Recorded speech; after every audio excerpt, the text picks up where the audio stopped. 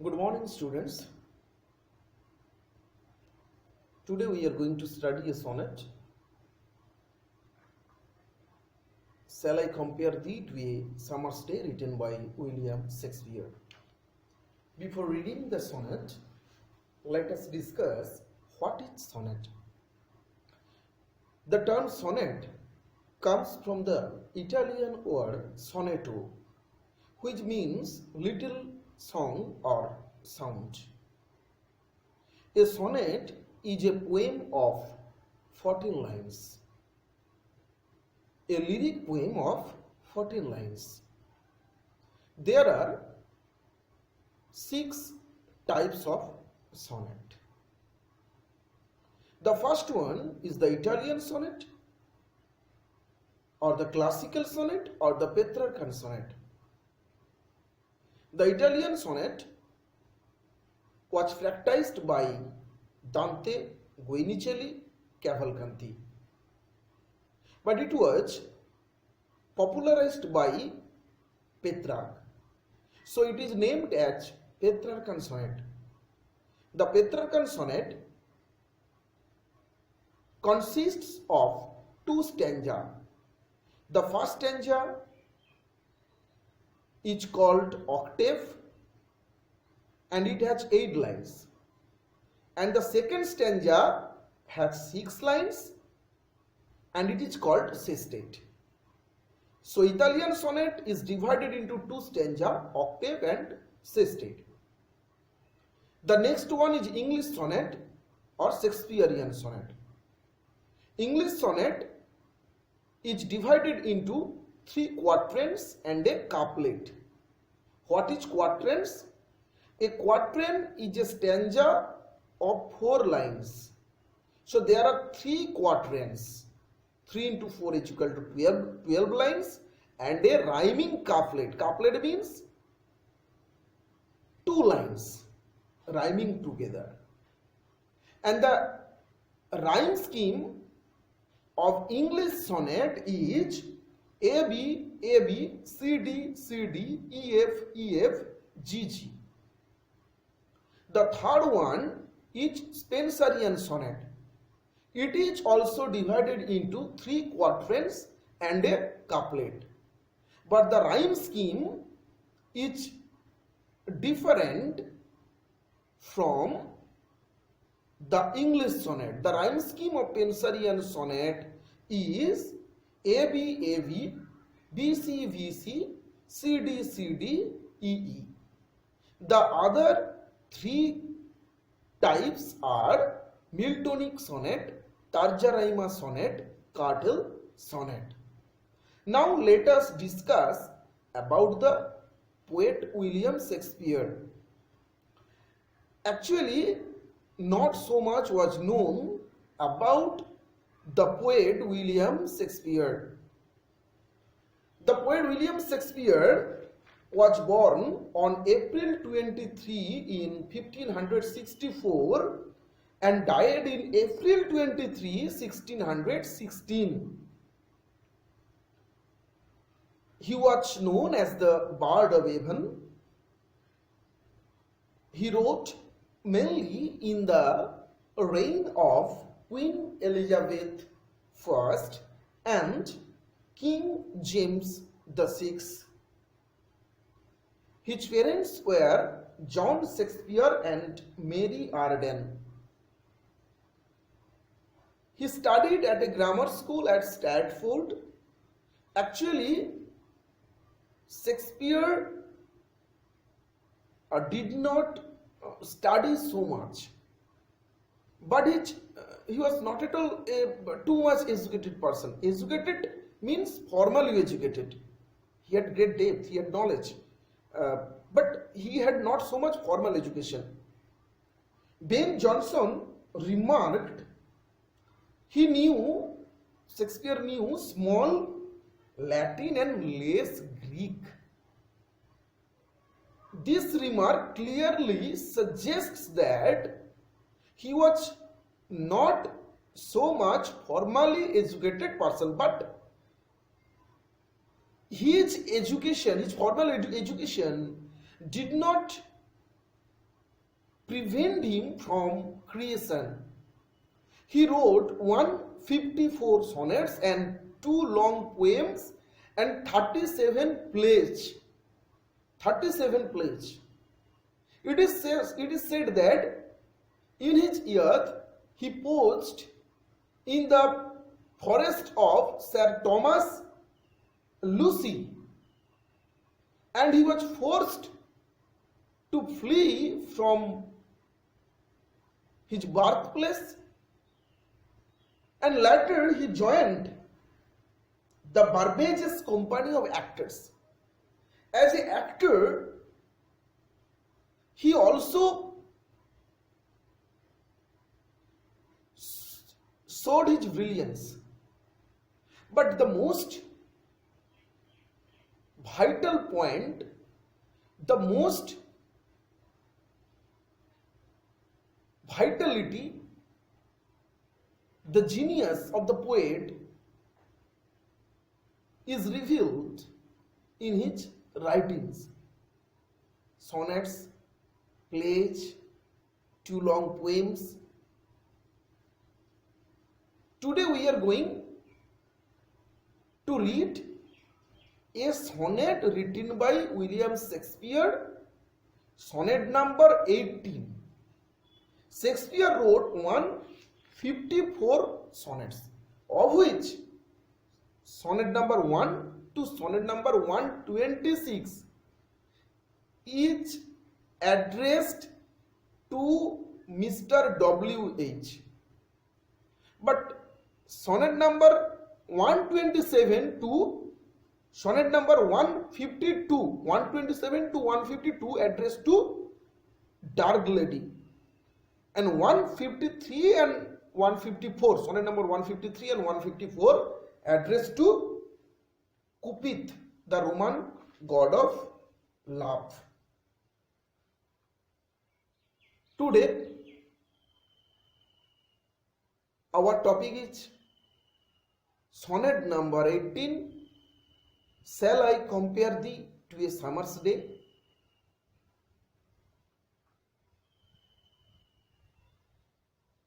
This sonnet is addressed to certain Mr. W.H. Who is Mr. W.H.? There are differences of opinions among the critics, but they are divided into 2 groups. Some say it is the Earl of Pembroke, and some say it is the third Earl of Southampton. Third Earl of Pembroke is William Herbert, and third Earl of Southampton is Henry Wriothesley. Both were the patrons of William Shakespeare. So there are controversy. Now let us read the sonnet. Shall I compare thee to a summer's day? The poet begins his sonnet by asking whether he will compare the beauty of his friend to a summer's day. The poet is not at all sure about the appropriateness of this comparison. At the very next moment, he realizes the inappropriateness of this comparison. Shall I compare thee? Thee means you. Shall I compare thee? Thee is the poetic form or old form of the word you. Shall I compare you to a summer's day? Actually, the poet is confused if the comparison is right, whether the comparison is right. Actually, in England, Summer is a beautiful weather. Summer is a beautiful weather. And the poet's friend is also beautiful. So the poet wants to compare his friend's beauty to a summer's day. But the poet is not at all sure whether the comparison is right or wrong. So he begins his sonnet by asking, shall I compare thee to a summer's day? But at the very next moment, the poet understands that the comparison is not right.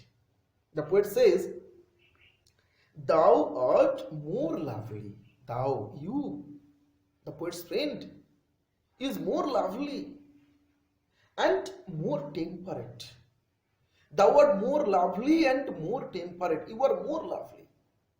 The poet's friend is more lovely, more temperate, more moderate than the summer's day. So the comparison is not right. The poet gives many reasons to show that his friend's beauty is greater than the summer's day. The first one, his friend's beauty is more lovely and more moderate, temperate. Rough winds do shake the darling birds of May. Summer is often disturbed by rough winds.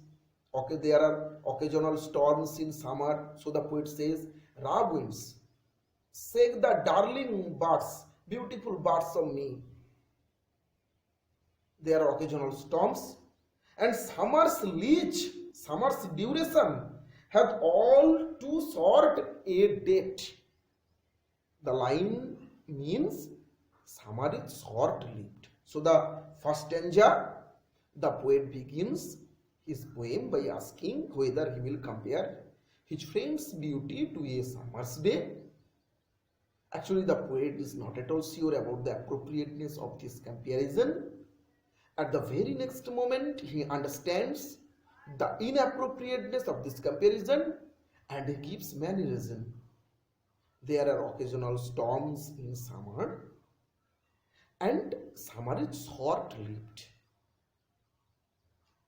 Sometime, the second quatrain, sometime too hot. The eye of heaven shines. Sometime too hot. The eye of heaven. Eye of heaven means the sun. This is a metaphor because the comparison is implied here. This is an example of metaphor. Sometime too hot. The eye of heaven shines. Sometime the sun is too hot. And often is his gold complexion dimmed. Whose gold complexion? Gold complexion means the brightness of the sun. Sometimes the brightness of the sun is dimmed. Sometimes the sun is covered with cloud. When the sun is covered with cloud, its brightness is dimmed. Sometimes the sun is too hot. Sometimes it is covered with clouds. But there is no cloud in the beauty of his friend. There is not so much hot, not so much temperature in the beauty of his friend. It is moderate. It is soothing. It is cooling. It is lovely. The beauty of his friend is lovely. There is no storm. And every fair from fair sometimes declines. The poet says, every beautiful object, everything in this world is bound to death and decay. Everyone and everything will face death and decay by chance or nature's changing course untrimmed. Everything in this world will face death or decay. It may be by chance or by nature's changing course, the laws of nature, the changeability of nature, which is untrimmed, which is not changed.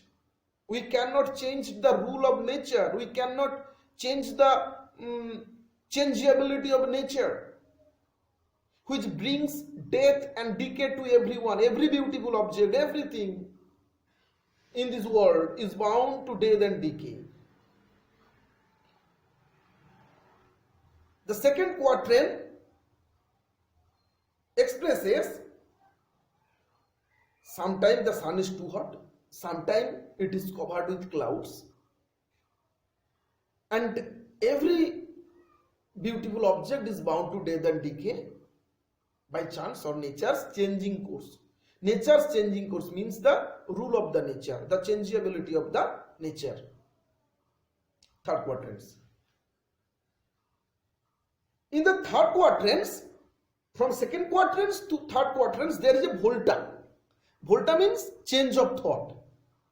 The first quatrain, the poet begins, shall I compare thee to a summer's day? Shall I compare thee to a summer's day? And then the poet gives many reasons to show that his friend's beauty is greater than a summer's day. And he gives some reasons. Then the poet says that everything in this world is bound to death and decay. Now, in the third stanza, the poet shows how everything. In the second stanza, the poet says that everything in this world is bound to death and decay. But in the third stanza, the poet says his friend's beauty is immortal. How is it possible? Let us see. But your eternal summer shall not fade. Thy eternal summer means eternal beauty of the poet's friend. Thy eternal summer shall not fade. The poet says the beauty of his friend will not fade. The poet's friend, the beauty of the poet's friend is immortal. How is it possible? Thy eternal summer shall not fade, nor lose possession of that fair thou owest. The poet says his friend will never lose the beauty he has. The beauty of the poet's friend will never fade, will never decay. Nor shall death break thou, thou wanderest in its sight. Death will never be able to snatch the poet's friend in his sight. It means the poet's friend is immortal. The poet's friend will be immortal. How is it possible? If everything in this world is bound to death and decay, how will the poet's friend be immortal? How will the poet's friend be immortal? The solution is in the last line of the third quatrains. When in eternal lines to time thou growest. When in eternal lines means the lines of his poems, the lines of his sonnet, the lines of literature, the lines of art. Actually, the poet wants to immortalize his friend's beauty in the immortal world of art. Very important line. The poet wants to immortalize his friend's beauty in the immortal world of art. Everything in this world is bound to death and decay. But the poet wants to immortalize his friend's beauty in the immortal world of art. Eternal lines refers to the eternal lines of his sonnet. The poet wants to immortalize his friend's beauty through the immortal lines of art. This is the significance of this line. And the main theme of this poem is the conflict between time and art. Who is more powerful, time or art? And the poet clearly says that it is art who only can surpass time. The poet clearly says it is the art who can surpass time, who can surpass the ravages of time. And in the concluding couplet, the poet says, so long as men can breathe or eyes can see, so long as men can breathe or eyes can see, so long human civilization exists, so long lives this, so long this sonnet, this literature, this art will live, and this gives life, this sonnet will give life to you.